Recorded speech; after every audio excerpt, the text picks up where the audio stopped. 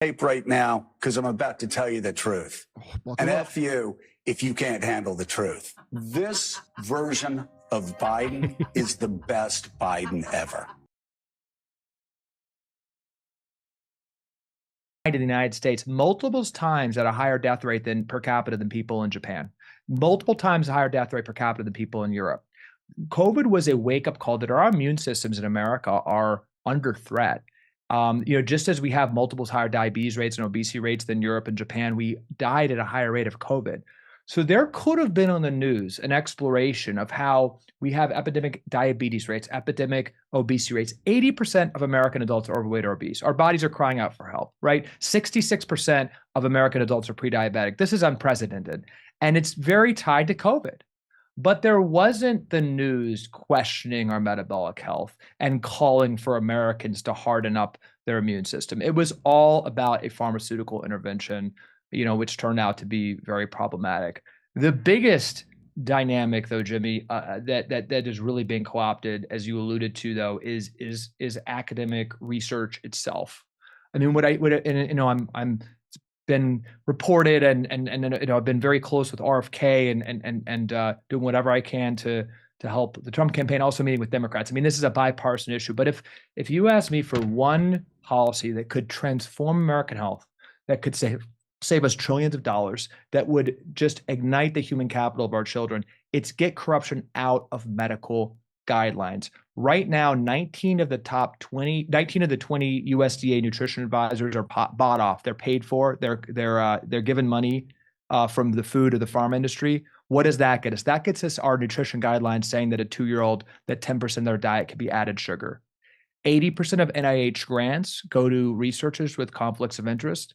And the FDA, I think you were talking about this in the show, I mentioned with RFK that it was 50% bought off, and they issued a correction. It's 47%, and it's actually 75% of the FDA department that approves drugs is bought off. So if we just have the standards of care correct, instead of demonizing the sun, instead of literally you have the FDA demonizing non-ultra processed food, they're demonizing the wrong things. They're telling us that the savior's in a pill. We just need the medical guidelines correct.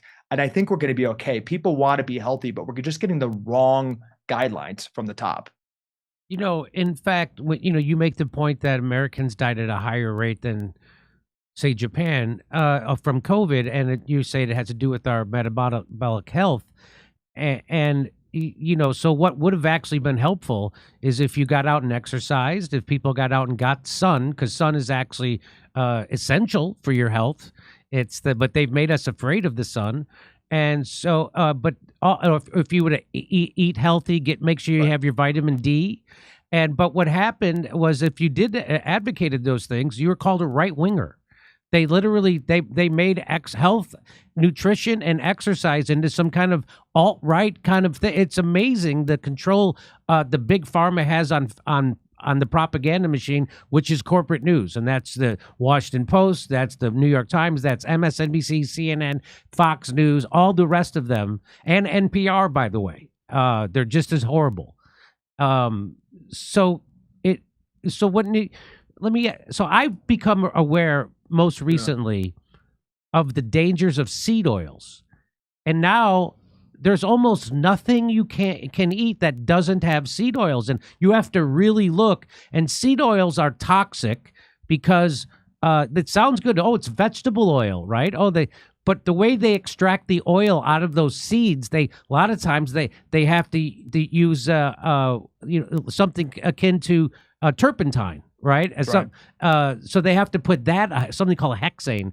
They have to put that on it to get it out. Then it becomes so smelly that they have to deodorize. So they have to process it over and over. And then it's filled with the worst thing you could put in your body. And it's in everything, correct? Everything. It's soybean oil is the top single source of American calories. That's unbelievable. So now go ahead, try to eat something that doesn't have high fructose corn syrup or soybean oil or sunflower oil or some kind of horrible oil. So there's only 2 oils that are good to eat, right? So that would be extra virgin olive oil, extra virgin, and then avocado oil. Is there any other oil? I'd add butter. I'd add butter in there. Okay. You know, like a grass-fed butter. I mean, you know, as a simple principle, there aren't animals in the wild that are systematically obese or metabolically dysfunctional. We're born with an innate sense of, you know, eating and knowing what's good for us. You can't really overeat butter. You can't really overeat steak. You can't really overeat broccoli. Like the food that we're biologically made to eat has mechanisms within it that let us know or when we hit satiety levels. And basically, our body, we're born like most animals with an innate sense of what's good for us. The problem with seed oils, which are really to me this larger mix of the ultra processed food, why is ultra processed food dangerous? Is because the cigarette industry created the ultra processed food industry. I always go back to this. In 1990, the two largest companies, everyone needs to understand this, the two largest food companies in the world in 1990 were Philip Morris and R.J. Reynolds. As smoking rates went down, they used their cash piles in the 1980s to buy Kraft, U.S. Foods, Nabisco, and they were the bulk of U.S. food production, literally, in the 1990s. And they lobbied for, you know, more seed oils to be available. They lobbied for highly processed grains with glyphosate on them to be omnipresent and healthy. They lobbied, you know, and paid Harvard to say sugar didn't cause obesity and was perfectly healthy and a good source of energy for kids. It led to the food pyramid. And the problem in mass with the seed oils and all of these ingredients that we don't recognize on the label is that they're combined by literal tobacco industry scientists who moved over from the tobacco department to the food departments in the 1990s. And they're weaponized to hack our brains and make us want to eat more and hack our satiety signals. And that's why calorie consumption has gone up. And the byproduct of all these chemicals, these cheap chemicals mixed together, is that it's also impacting our microbiome and our cells in very problematic ways. And if you look at chronic conditions from when the cigarette industry actually shifted from cigarettes to food, it just has just exploded, all the chronic conditions. So, you know, we have all these studies, you know, very micro studies saying, oh, seed oils are healthy, this is healthy, this is healthy. No, we should not be eating this ultra processed garbage that's mixed together in these science experiments to hijack our biology. We are not going to out hack, you know, what's happening to our health. We've got to get back to basics. And I think the problem is that these companies, in addition to just pushing this crap on us, are also in control of the research. The food industry, the ultra processed food industry, spends 11 times more on nutrition research than the NIH. If I were in charge of nutrition science and research, I would fire every single nutrition researcher and nutrition grant in the US government. Nutrition research is ultra processed food marketing documentation. That's all it is. It's ultra processed food company PR. We need to have simple principles. And my principle would be don't eat seed oils, don't eat added sugar, and don't eat highly processed grains, ultra processed grains, enriched flour, wheat. We can talk about that. But if you take those three ingredients out of your diet, you're going to be in a much better place.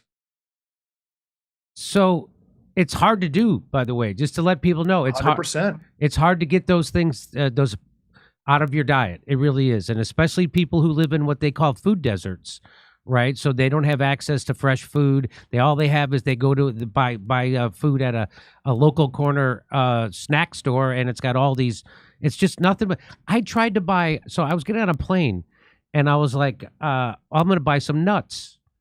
So I went over and I got a can of mixed nuts, and I just decided to. I was at the cash register. I decided to look.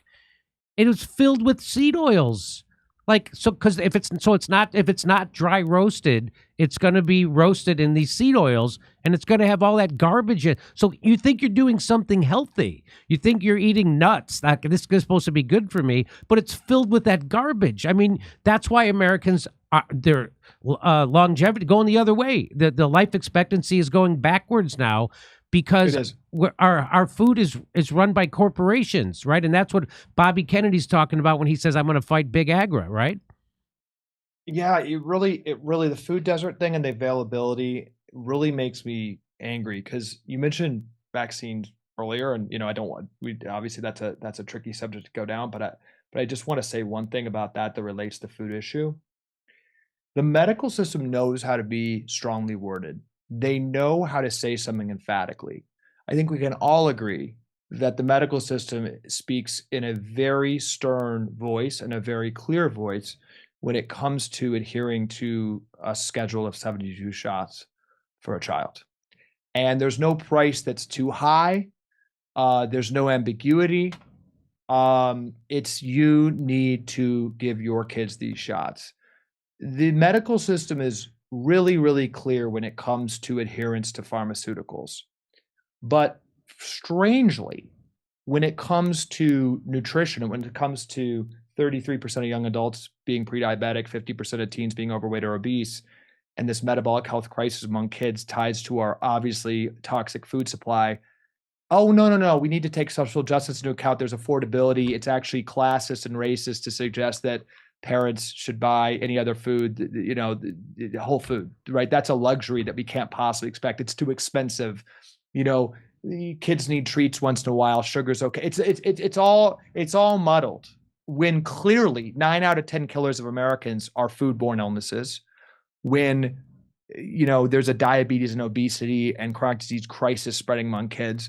The medical system can't speak in a clear voice about that. And suddenly issues like affordability and practicality come into play. And I just think if the medical system had the moral courage and clarity to talk about food with the same clearness that they talk about 72 shots for kids, we'd be in a much, much healthier place because we do listen to medical authorities when they talk. Smoking rates did go down when the Surgeon General said, you know, it might be a bad idea to be smoking in the 1980s. When Dr. Fauci said, get the vaccine, 90% of Americans got at least one.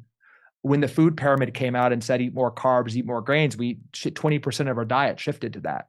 So we need, literally, it all starts with leadership. But unfortunately, Jimmy, what I'm seeing, and really, it's not really what I'm seeing or what it's not a conspiracy, it's just a fact. The ultra-processed food has been the most profitable invention in the history of capitalism for the healthcare industry because 95% of healthcare spending is on chronic disease tied to food. So this explosion of chronic conditions has been an absolute literal gold mine. And that's why, in my opinion, the medical system isn't only not speaking clearly about food, they're taking money from food. The American Diabetes Association has actually taken money from Coca-Cola. The American Academy of Pediatrics takes money from ultra-processed food companies. They're actually in cahoots, which is just even more shocking. So I mean, my personal experience, I remember I came down with a metabolic illness. It was called hypophosphatemic osteomalacia, and it was horrible, almost killed me.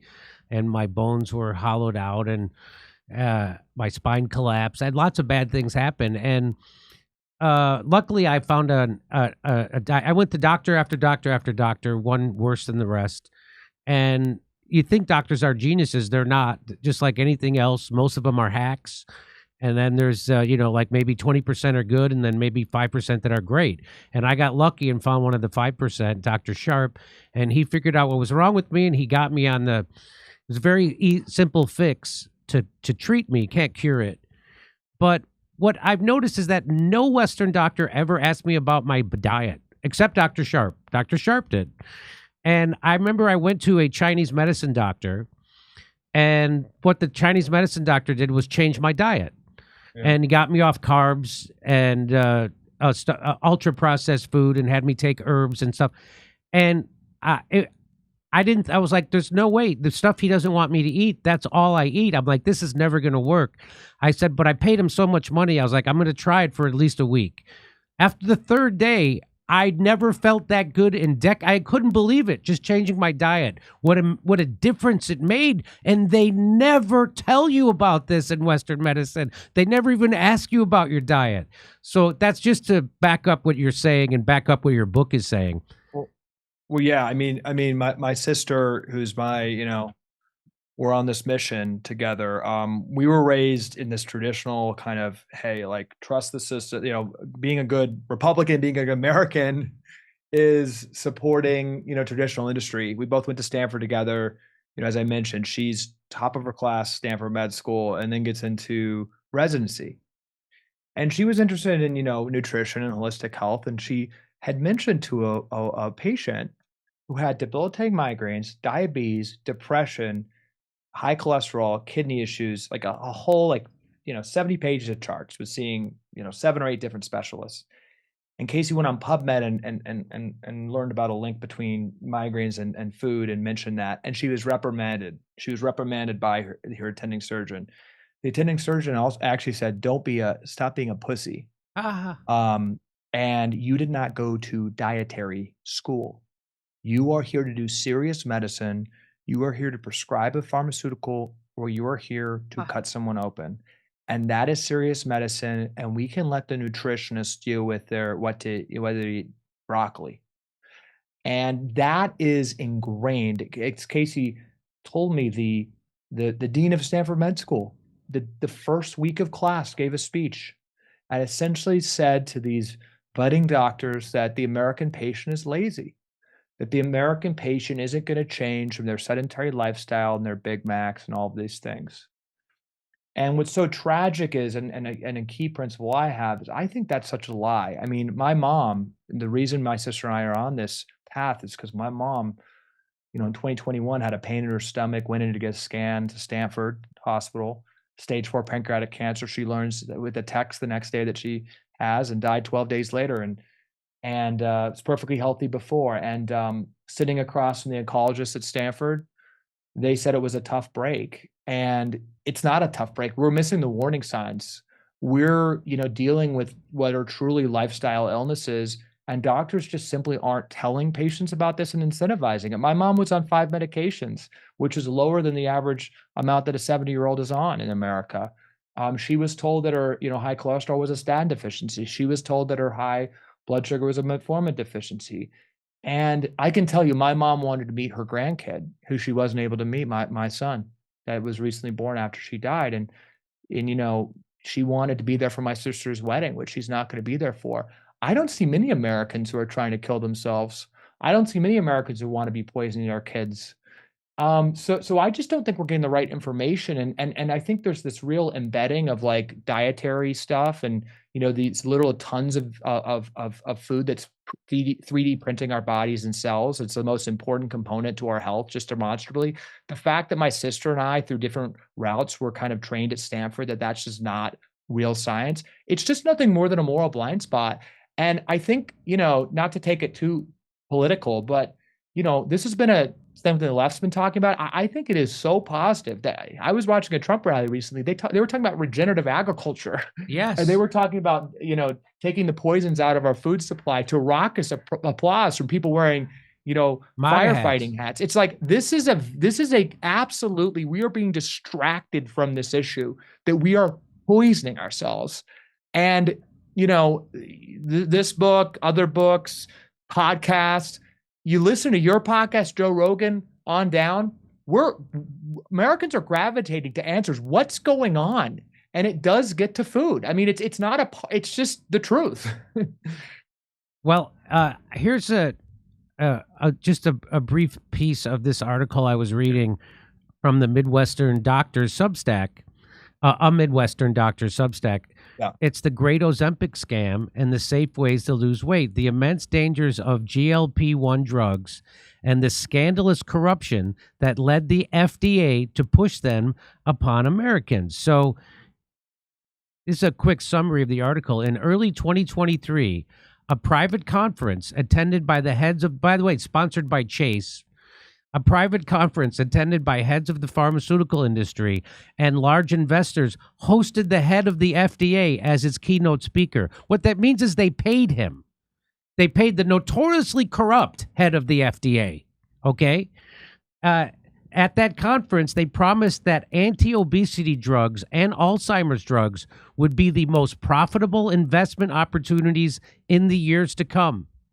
Since that time, the FDA has taken numerous questionable actions to push these drugs on the populace. The most popular anti-obesity drug is Ozempic. In the last 2 years, we've seen a relentless push for it to be given to everyone, including children, which has involved a number of shockingly appalling marketing tactics. Remarkably, the stampede for Ozempic is almost identical to what happened with Fen-Phen, a wildly popular weight loss drug that was eventually pulled from the market due to it frequently causing severe heart and lung issues. Like fen-phen, the weight loss from Ozempic is temporary and disappears once the drug is stopped, requiring the patient to become a permanent customer. Worse still, Ozempic has a variety of common and severe side effects due to its paralyzing the digestive tract. That's from a Midwestern doctor Substack. Now, I'm sure you know a lot more about it. I know that that's not even manufactured here in the United States. It's manufactured in Europe, where they're not allowed to sell Ozempic. Is that true? It's not the standard of care. So in Scandinavia, in Denmark, where the drug is created, if you are dealing with high weight and obesity, it's not what the insurance and not what the healthcare system gives you. They actually give you a subsidized food as medicine diet, and they have their healthcare pay for exercise. You mentioned before my company helps with medical prescriptions to help people get, medical spending on food and exercise. I was recently talking to the New York Times, and they describe me as an alternative medicine entrepreneur. I'm like, that's not alternative medicine. That's just literally following the best clinical guidelines that the rest of the world follow. But yeah, in Europe, they don't see obesity as an Ozempic deficiency, and Ozempic costs 10 times less money than they're bilking the U.S. taxpayer for. Wow. Ozempic is in many ways the Rosetta Stone of pharma industry corruption. You can really understand everything. And let me just give a couple more to that fantastic article, by the way. So what did we have recently? We had 60 Minutes, the #1 news program in the United States. They had a doctor on to talk about Ozempic, Dr. Fatima Cody Stanford, who works at Harvard. She's the lead obesity researcher there. She, on 60 Minutes, unquestioned, said that obesity is genetic. It's, quote, a brain disease, and, quote, throw diet and lifestyle out the window. Kids must be injected with Ozempic immediately upon gaining weight because lifestyle and diet are failed anti-scientific modalities. She said that. It was an infomercial for Ozempic. You can't make this up, but I'm sure you can predict it. Pharma is the #1 spender on 60 Minutes. Before and after that segment, there were pharmaceutical ads. Okay. She then touted research from the American Academy of Pediatrics, which is 90% funded by pharma. And this company from Denmark is one of the largest funders of the American Academy of Pediatrics. They came right after that 60 Minutes segment and said, 12, as I mentioned, 12 years old, it's got to be the standard of care. Now they're studying on 6 years old. Okay. So if you're a parent in this country, right, and your kid is a little bit overweight, you are going to be, it's just like COVID, just like a lot of these other things, you're going to be told you're anti-science if you reject the idea of injecting your kid for life with this shot. Now, what's happening? Ozempic, Novo Nordisk, is one of the 10 largest spenders on lobbying in the United States. It's created based on this expectation of U.S. taxpayer subsidies, the 10th largest company in the world, the most valuable company in Europe. It's past LVMH. It's past the fashion company. It's now the most valuable company in Europe, based on 90% of their profits coming from the United States, not Europe.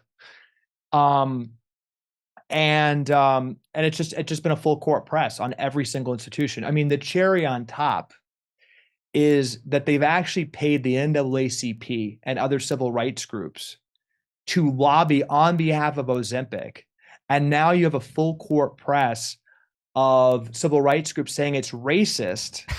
If I'm not joking, I know the NAACP is saying this. They're going to Congress and saying it's racist if we don't get Medicaid and Medicare funding for Ozempic, which is $1,600 per patient per month forever. The calculations at that JP Morgan conference that you mentioned, the reason they're all clapping like seals for this drug, and literally to the speech you mentioned, I've had people in that room standing ovation when they talked about the obesity crisis in this drug. The reason they're clapping like seals is because that's going to be an annuity, $1,600 from the U.S. taxpayer, and the target market is 80% of American adults and 50% of teens.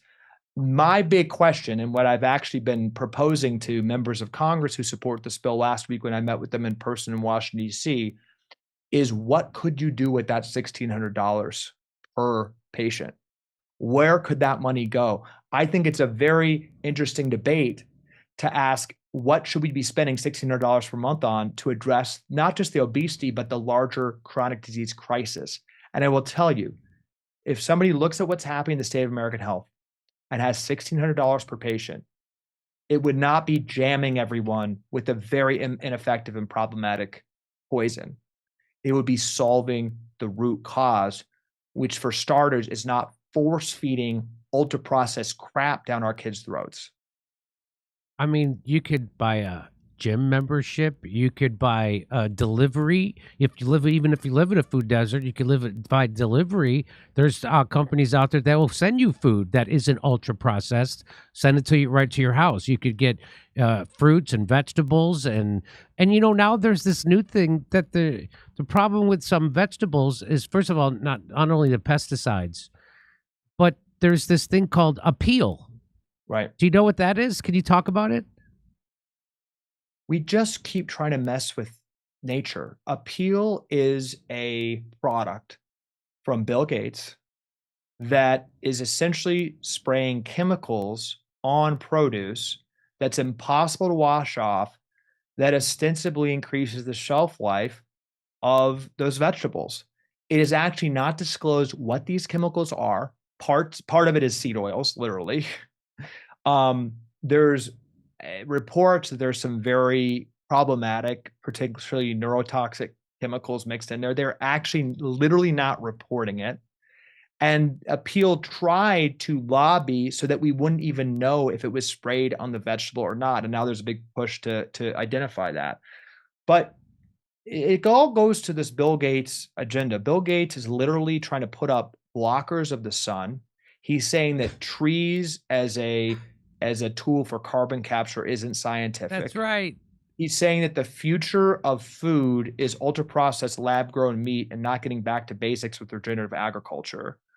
He's saying that the way, basically all chronic conditions are basically pharmaceutical or vaccine deficiency, not a result of our toxic environment, toxic food system, toxic habits in this country. It's very dark. It's very, very dark. And, I'm not a Luddite. I actually am just calling to follow the clinical realities. And the clinical reality to me is that we are not going to drug our way to better health. We're not going to drug our way to lower healthcare costs. We're not going to drug our way in the midst of this ultra-processed food disaster in our diet, to better human capital, right? I think we should be using technology, but we should be using technology for better farming practices, to get back to basics, to grow healthy food, right, that gives our body the nutrients that we need to thrive. I mean, this isn't rocket science. Right now, Jimmy, a tomato, an organic tomato in the United States, has 70% less nutrients than it did 60 years ago. No kidding. Our soil has been so raped by our industrial food system and our practices that our food is more than 50% in many cases less nutrient dense, right? We are trying to out-hack basic patterns of life, of a sunlight, fueling our soil, which fuels the food. Us trying to out-hack that is making our food demonstrably less nutrient dense. We're not going to out-hack this stuff. And the Bill Gates kind of innovation philosophy, I have a VC-funded startups, and I talk to a lot of venture capitals about this. I'm not against innovation, but innovating on it, hacking our biology is not going to work. Hacking the systems of soil and the systems of our food and the systems of our body, like we need to start appreciating and having awe and understanding those more and getting back to basics on our biological needs. Like the fundamental problem in what we talk about with metabolic health is that it's just simple. Our cells aren't getting what they need to thrive. They're not getting the sunlight, which is super important. We used to be outside 100% of the time. They're not getting our circadian rhythm is off with our sleep. Our chronic stress, it used to be just hiding when we're, in an acute situation, running from a tiger or something. Now we're in just a constant state of chronic stress. And then we're feeding our body just absolute poison and addictive poison. So we got to get back to basics on that. And the Bill Gates route is just not, I don't think, the path. You know, well, first of all, leading doctors used to think the raping of the soil was a big contributor to chronic illness. You never hear about this stuff. I can tell you two things. I know the best tomatoes in the world are San Marzone tomatoes, and they're grown in Italy, which tomatoes aren't even, they didn't even come, tomatoes came from the United States, and they were brought to Italy. People don't know that. But they grow them on this volcanic soil that's rich in all this. So that's why they taste so damn good. And I remember about 30 years ago, I was in Hawaii, and I was at the top of this volcano, and you take a bike down, and we stopped at this little side store, and they had pineapples that they had chopped up, and they were sell you, and they were grown right behind the store, and the volcano. And my mind, I could still remember how it tasted. I'd never tasted anything that good in my life before. And so people don't realize what's happening with the soil. And people don't realize that the number one owner of farmland in America is a guy named Bill Gates, who has a big idea to poison you with garbage food. One of them is fake meat. He thinks we should all eat bugs and fake meat. And this idea that the cows are the ones that are the biggest. They say that cow farming is the biggest contributor to global warming. But now I'm seeing studies from different universities saying no, it could be carbon negative, and not only neutral but negative if you do it correctly. Of course, not factory farming, but what do you call it? Regenerative? Regenerative agriculture. Yeah.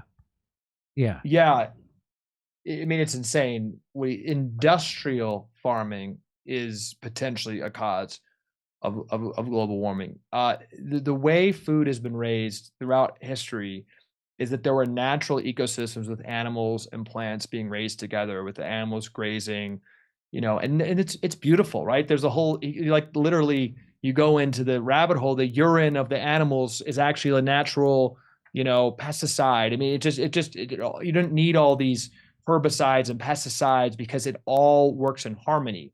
And actually, an anchor of regenerative farmland produces a higher output than the industrial farming, where everything's just in rows, so you can mechanize it and use more machines because it's in rows. You actually get higher output with regenerative, and because everything is working in unison together, as you said, it's carbon neutral.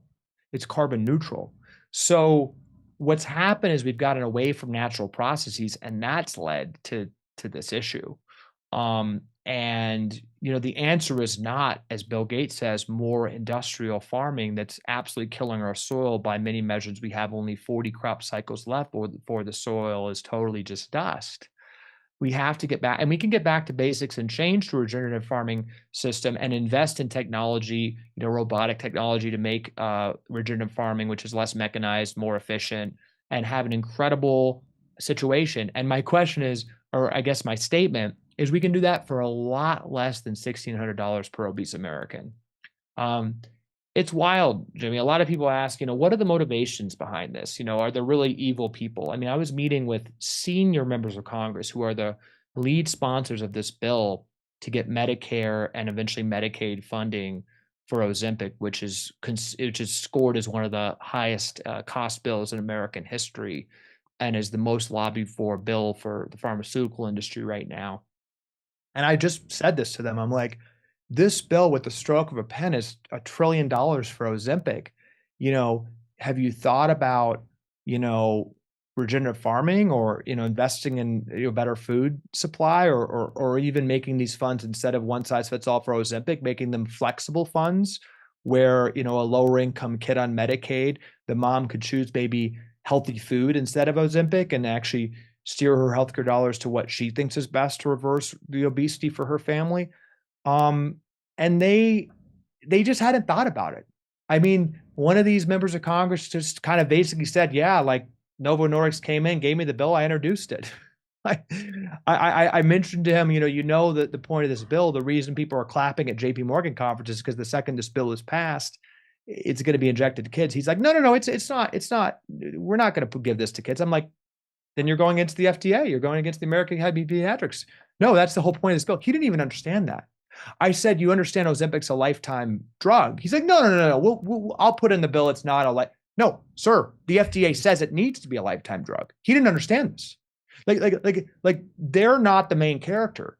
Like the people introducing this bill. These are, life and death, trillions of dollars of ramifications. And it's just, hey, introduce this. Hey, co-sponsor this. They don't think about it. The idea that we should be taking that $1 trillion a year that's going to go towards Ozempic and help our farmers get to better soil and get to a better regenerative farming system that will actually reduce our chronic disease crisis hasn't even occurred to them. Well, the Medicare lobbying for that bill is because Medicare banned paying for weight loss drugs after the fen-phen disaster. So basically, rather than the government going against the public to try to stop these dangerous drugs, the regulators are instead pushing them and trying to stop the activists from stopping it. That's right. Wow. That's right. They're just, and all the people making these rules from the NIH down, they're just stacked with big pharma people. I mean, when I was working 13 years ago for the pharma industry, opioids, I think Ozempic is very analogous to the opioid situation, but opioids was was in the news, right? And what did we do as the pharma industry? We shuttled a bunch of donations to pain specialists, just like the obesity specialists, all these new medical specialties, which are total BS. We'd be much better off without. But there were, pain specialists. So we shuttle a bunch of donations to pain specialists. Who was the most prominent pain specialist? Dr. Philip Pizzo, who at the time, 2010 was the dean of Stanford Med School, pain specialist. So we funneled him direct consulting payments, bribes, and we gave him a $3 million grant. You cannot even make this up. But opioid companies gave him a $3 million grant in 2010 to reform the curriculum of the school. So the opioid companies gave him a grant and paid direct. Then he was appointed to the NIH panel on opioid guidelines. That was in 2010, 2011. Philip Pizzo, you can research this. Now, 9 of the 19 people he chose as chair of the panel to give opioid guidance had also been directly paid for by opioid companies. Of course. Okay. And what does that panel do? It says that the addiction concerns are overblown and pain is a crisis and full steam ahead on opioid recommendations. My thing, and what the pharma company knows and what all of us has to understand, is we just don't have higher credibility advice than that, like in the world, right? It's like out of all the systems humans have built, right? There's not much higher trust than an NIH panel led by the dean of Stanford Med School with a bunch of doctors from Harvard and other places. Like, that's it. And that apparatus is completely bought off. It's completely corrupt. It's craven. It's terrible. It's compromised. And that's exactly what's happening with obesity medicine guidance right now. And then you've got the media just parroting whatever they say because the media is bought off too. And you've got the tech company, and you're basically anti-science if you disagree with that guidance. I think we're starting to do this, and I think COVID has helped, but we cannot trust any guidance on chronic disease. The record of the medical system on chronic conditions, which is 95% of medical spending, is a absolute travesty. Heart disease has gone up as we've spent more on heart disease. Diabetes has gone up as we've spent more on diabetes. Depression's gone up as we spend more on SSRIs. Cancer's gone up as we spend $300 billion a year on cancer care. It's a disgrace. And the fact that we still don't have a full consensus as the American people that we need to scream BS and actually just fully rethink how we deal with chronic diseases and basically take that expertise out of the medical system, it is a problem. But I think it's something we're getting better on. Well, I just want to, before I let you go, I want to just make this one point. You talk about, you say that there's 5 biomarkers that determine your risk for deadly disease. And you also say in the book, you show how to use inexpensive tools and technology to see inside your body and take action. And then you say why dietary philosophies are designed to confuse us, and 6 lifelong food principles you can implement whether you're a carnivore or a vegan. And then you talk about the crucial link between sleep, circadian rhythm, and metabolism. Those are the two things I want to talk to before I let you go. So what are the 6 lifelong food principles you can implement whether you're a carnivore or a vegan? Well, can I step back at the highest level and address one other one and then get to those principles, Jimmy? Because I think if there's one point we make in the book, and in kind of carnivore, vegan, whatever you're hearing, it should all be about 5 biomarkers. Like any advice you get from me, from anyone else, it should be about what is your HDL, what is your triglycerides, what is your blood sugar, what is your blood pressure, and what is your waistline. Those are the 5 indicators of metabolic dysfunction. They're all essentially under our control. And you're going to hear so much from so many people, and it's basically organized confusion around whether it should be vegan, whether you should be eating meat, whether you should be doing this. If it should all be based on a game every patient is playing to get those 5 biomarkers under control. And those biomarkers can be gotten significantly under control in a quarter or 2. We could have done it during COVID with the mass rallying from the media and from the medical institutions. And, you know, working with Democrats, also working with RFK now, and working on this Make America Healthy Again agenda, we could throw out all chronic disease guidance and shift the United States medical system to optimizing and working with doctors, working with patients to optimize those 5 biomarkers. And if those are under control, right, you by definition can't get type 2 diabetes because that's on the range of blood sugar. You have an literally almost 0% chance of getting heart disease. You have a almost 0% chance of getting Alzheimer's because that is now type 3 diabetes. You have an almost 0% chance of getting kidney disease. You have an almost 0% chance of dying of COVID. Right, you almost every single depression, suicide, you are 4 times less likely to be depressed or suicidal if you're not pre-diabetic or diabetic, which is one of those biomarkers. So, you know, that's what we should all be gearing towards. And in the book, in the first chapter on the tips, is being able to read and understand those blood tests. I got on this journey several years ago when I got my blood test. The doctor said, totally fine. Went to my sister, my co-author, showed her the test. She's like, this is a disaster. You're brewing metabolic dysfunction. You are going to die early if you don't get this under control. I'm like, well, they said it was fine. Go back to the doctor. No. I'm like, is this true? They're like, yeah, it's really bad, but you're not at a treatable range yet. The way the medical system works is they wait for your cholesterol numbers to get up for a statin. They wait for your blood sugar levels to get up for a drug. You're not treatable.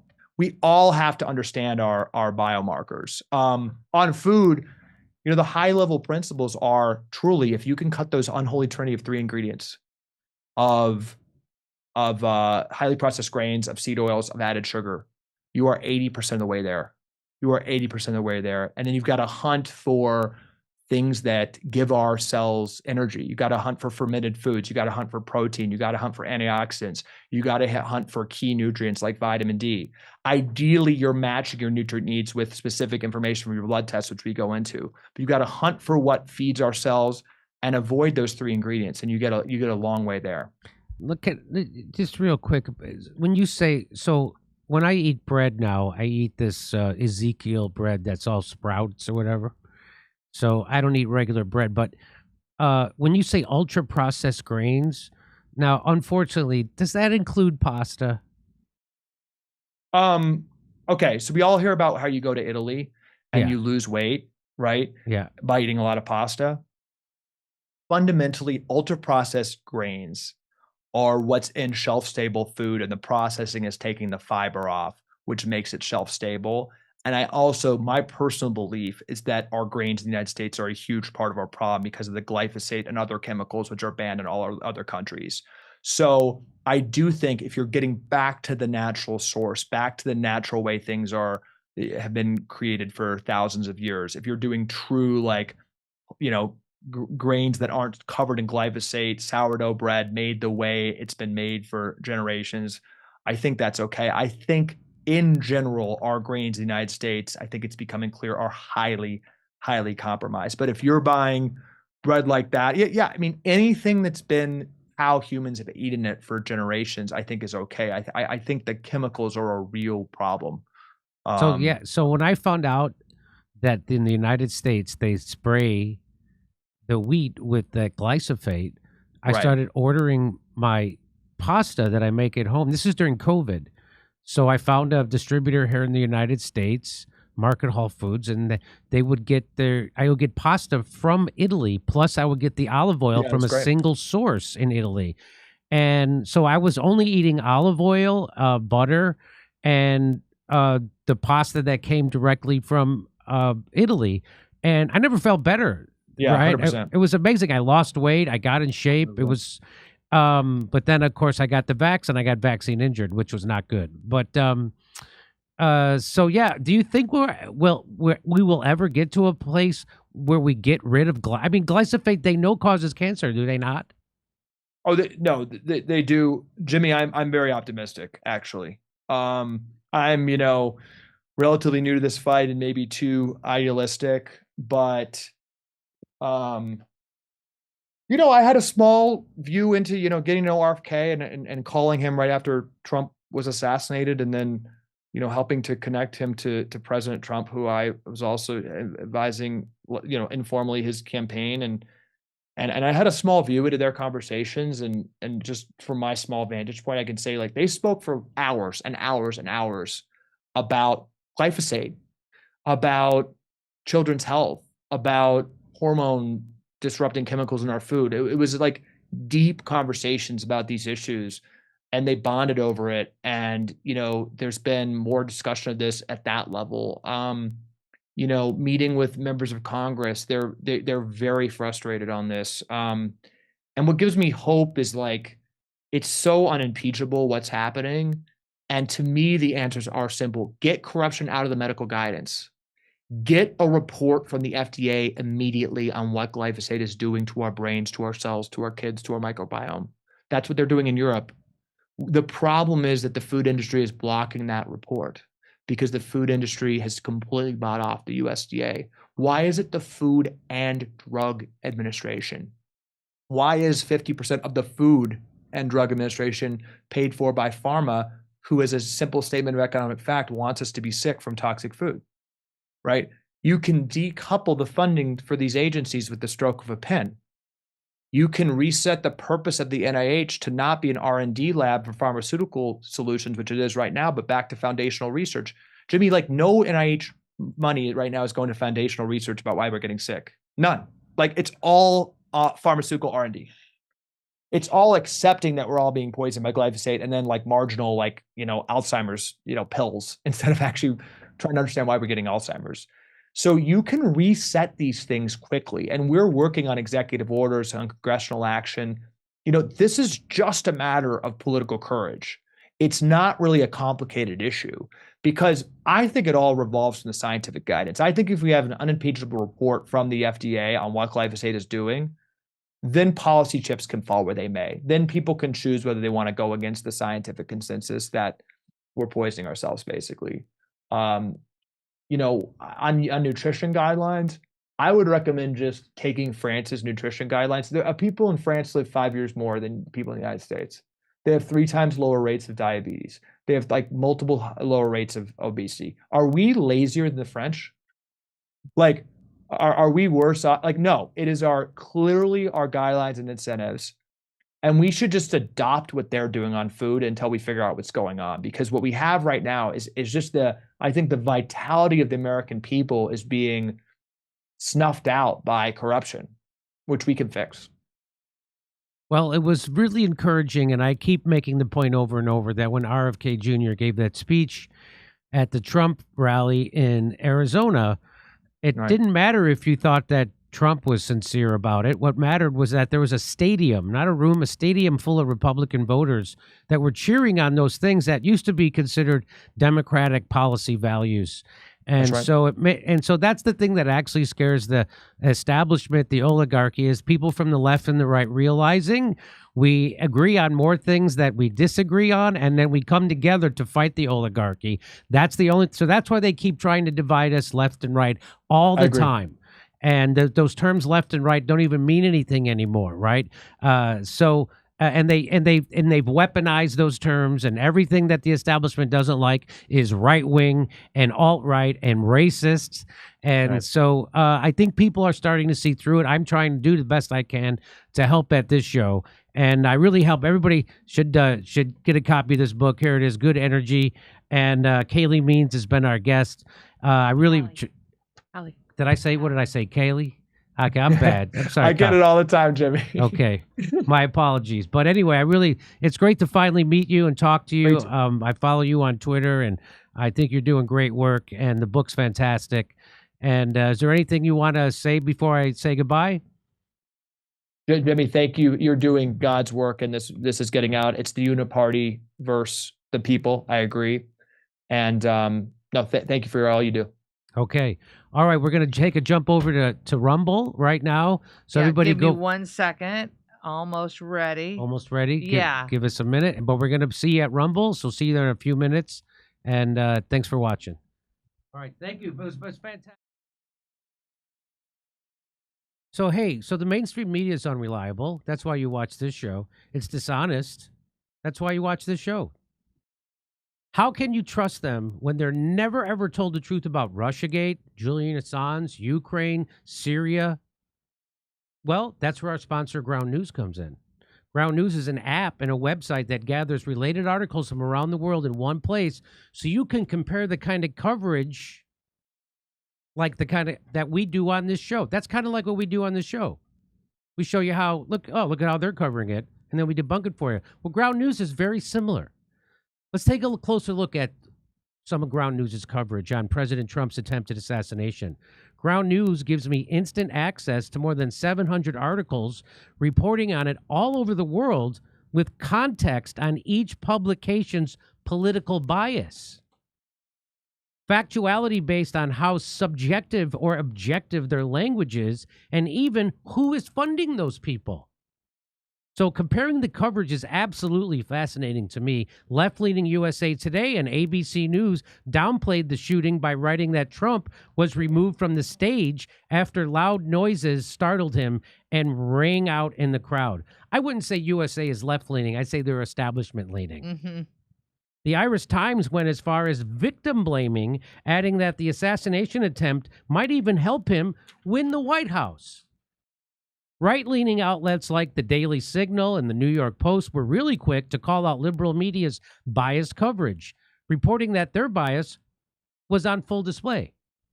Unfortunately, moments like these can fuel the fires of misinformation, and very inaccurate narratives can spread like wildfire. The only way to combat this is to stay informed through really diverse news sources, something Ground News simplifies and excels at. I mean, they even created a blind spot feed to expose what the other side of the political spectrum isn't reporting on, freeing readers of any hidden agendas and political spins. With media bias just running crazy like it is, I can't recommend subscribing to Ground News enough to stay fully informed on topics with explosive headlines. So go to Ground News, go to ground.news/JD with my link in the description to get 40% off their Vantage subscription, which will give you unlimited access to all their analysis and features. See through mainstream media narratives at Ground News.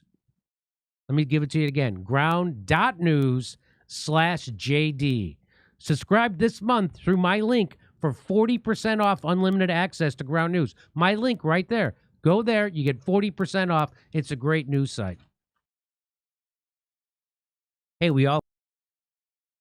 I believe in having a substantial percentage of my financial future, meaning my retirement fund, secured with gold and silver. You know that. You know what I think about what's going to happen with the stock market. And that's why I decided to partner up with Colonial Metals Group. They helped me set up a safe and secure self-directed IRA where I have access to my assets no matter what the stock market, or for that matter, what the government is doing. Let the team of experts at Colonial Metals Group help you protect your family's future. We've put together a special offer for our audience. Click on the link in the description below or call a special 800 number and you're going to receive a safe and up to 10 grand in free silver. That's real. That could happen. Find out how that could happen. Go to colonialmetalsgroup.com/Jimmy-Dore-show. So colonialmetalsgroup.com/Jimmy-Dore-Show or call 888-910-14.